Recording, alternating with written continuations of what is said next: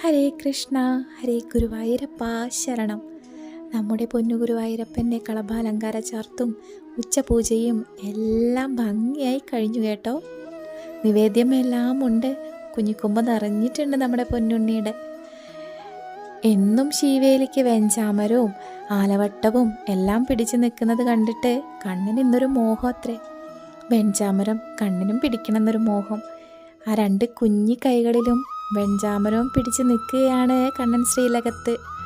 കാൽത്തളകളും പട്ടുകോണകവും പൊന്നരഞ്ഞാണവും, കഴുത്തിലാണെങ്കിലോ മുല്ലമൊട്ടുമാലയും വളയമാലയും ഉണ്ടമാലയും എല്ലാം അണിയിച്ചു കൊടുത്തിട്ടുണ്ട് കേട്ടോ ഉണ്ണിയുടെ അമ്മ.